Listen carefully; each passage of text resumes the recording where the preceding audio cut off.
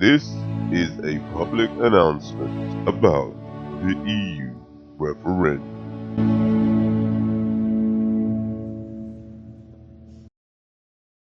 Right, so we're back from my brother's house. Another awesome day, another awesome time. Thank you for everybody's company. And we're just going to touch on a small little topic that's going on in the UK at the moment.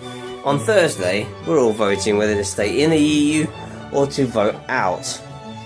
And after some recent information that's come to light, and the wife and my sister and my brother are all voting to stay in the EU rather than voting to leave. Whereas me, I've been with the sort of pace of let's vote out, let's all leave the EU. After some information that my sister told me about, my wife's been telling me about, I've changed my mind. I think it would probably be the worst idea ever to leave the European Union, because we don't know what it's like to live outside of the EU.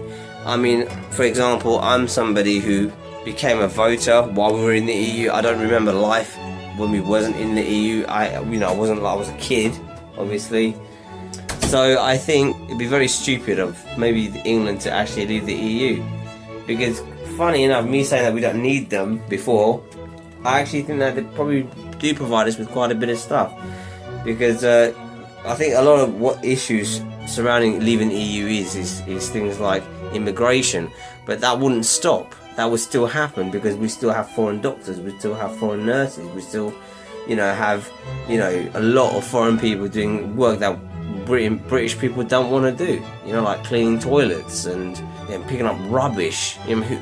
No British person wants to do that anymore. So I've changed my mind, and I really feel that if you are confused about whether we should stay in, or whether we should leave, staying in is the safe bet. It is. And some people say, like, well, you're just being safe. But then why would you want to put yourself in such a position where you're in difficulty? You imagine if we leave the EU and we don't have fruit as cheap as it was. We don't have petrol as cheap as it was. It's like ridiculously expensive. Taxes just start to rise. You're going to see the benefits of leaving the EU very short term. It's going to maybe be like a couple of years. You'll see the benefit of it. But once that time's gone, you're going to see the hardship when they start inflating everything, taxes start to rise on everything, because that's just how it's going to be. Because you're not going to get the same cheap deals that you do now from the EU, like with the fruit. That's the thing people don't realise, supermarkets are full of fruit. Most of that fruit comes from Spain, it comes from Italy, it comes from France. We don't produce it here. We are not a country that makes anything. We are a service-based country. We provide services. Everybody who has a job in this country is service-based, near enough. Whether you work in a restaurant, whether you work in a call centre, whether you work as a doctor, whether you work as a nurse, we don't produce nothing. You only see farmers, which is a very small percentage of people, who are the only people who actually produce anything. We don't have a steel system anymore, we don't have a cotton system anymore, we don't have a textiles industry anymore. Everything is service based. Someone has a job because someone else needs that service. It's as simple as that. That is Britain. That is what this country is like. Hopefully this kind of persuades some of you guys who are a little bit confused about staying in or voting out. I mean, I'm telling you now, I was with leaving 100%. Thursday came, I was voting out. But with some sort of new information, thinking about things more deeply rather than just so emotionally and sort of temporary, thoughts, of the benefits of leaving, more the long term. You think 14, 15 years down the line and we're not in the European Union, and it ain't gonna be like it was the day that we left. Hell no. Because we can't go back. Britain cannot get back what it's lost. You can't get back the sovereignty that's been taken from you. You can never get that back. No matter what you want to do, you can't get it back. It's just gone. We've lost it forever.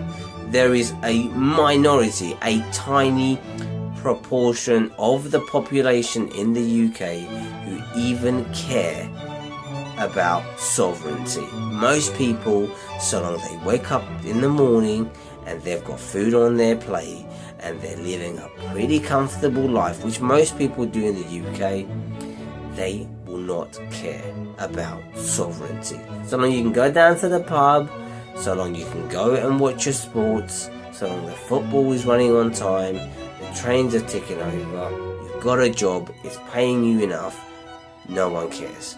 Sovereignty has gone. We have lost sovereignty. If anything major is to happen if we leave the EU, it will not affect the Queen, it will not affect any politicians, it's going to affect you.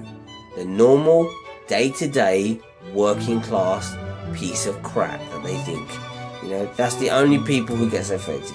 The normal, working class people. You're not going to get... The rich people are still going to flow like they... When the recession hit, rich people said they never even feel no recession. They don't know what that is. It's a thing which is designed only to affect those that are poor and those that are working class. It's not going to affect people who have money. It will never affect the rich. So this has been your boy Tamin25. I hope that helped you guys out, and I hope you guys liked this particular video and you like the comments, like the video, and sub to the channel for more content just like this. We will be continuing obviously with our scheduled program of the daily vlog, but I just wanted to throw that out with you guys and hopefully help some of you who are a bit confused about the European Union. This was a public announcement brought to you by the T4 Army. Good luck, Britain.